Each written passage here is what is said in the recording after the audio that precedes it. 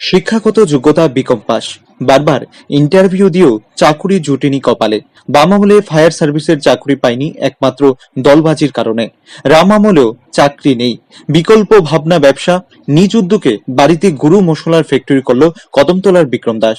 স্বল্প পুঁজিতে নিজ ঘরে গুজরাট থেকে মেশিন এনে বসিয়েছে বিক্রম। গ্রামে গ্রামে গুরু মশলা ফেরি করছে এই উদ্যমী যুবক। দুজন লোক তার সাথে কাজ করছে। তার স্বপ্ন গরু মশলার বড় ফ্যাক্টরি করা, কিন্তু অর্থের জোগাড় নেই তার কাছে। এমত অবস্থায় সে ঋণের জন্য ব্যাংকে আবেদন করেও সাড়া পাচ্ছে না।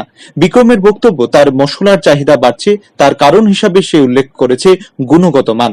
বাজারে অনেক ধরনের মশলা আছে, কাস্টমারদের অভিযোগ থাকে প্রায় সময়। সে ত্রিপুরার বাইরেও তার গুরু মশলা সাপ্লাই করতে চায়। অপরদিকে বিক্রম কদমতলা পঞ্চায়েত সমিতির চেয়ারম্যান সুব্রত দেবের দ্বারস্থ হয়েছিল যে ব্যাংক তাকে ঋণ প্রদান করছে না। ব্লক চেয়ারম্যান আজ বিক্রমদের বাড়ি গিয়ে তার পিতাকে আশ্বস্ত করেন যে তিনি নিজে গ্রামীণ ব্যাংকে গিয়ে কথা বলবেন। বিক্রমের মতো উদ্যমী যুবকরা যদি সরকারের সাহায্য পায় তাহলে তাদের আর চাকুরি করতে হবে না। বিক্রম তার জলজন্ত উদাহরণ।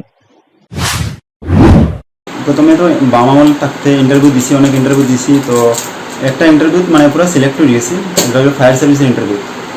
পুরো সিলেকশন আসিল, মানে 100% চাকরি আমার নিশ্চিত আছিল। তো পার্টির কিছু মানে আমরা অন্য দল করতাম, এটার লাগিয়ে মানে কিছু প্রবলেমের কারণে তারা মানে ওই পুরো চাকরি নিশ্চিত, তো তারা এটারে বাদ দিয়ে অন্য একজনকে দিয়ে দিছে চাকরিটা। তো এরপরে মানে অনেক দৌড়াদৌড়ি করছি, কিছু হয়েছে না।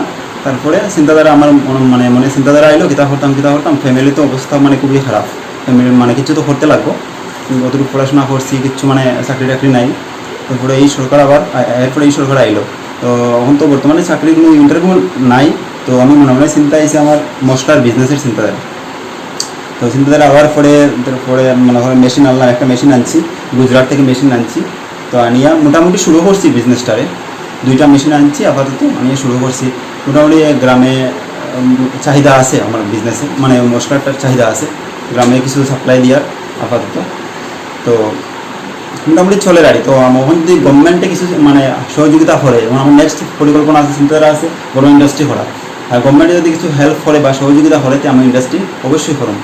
শিক্ষাগত যোগ্যতা অর্জনের পর সরকারি চাকরির জন্য প্রস্তুতির পাশাপাশি যদি যুব অংশ এভাবে নিজেদেরকে স্বাবলম্বী করার স্পৃহা রাখে, তবেই হয়তো বেকার মুক্ত যুব সমাজ গড়ে তোলা সম্ভব। Bureau report, rising Tripura.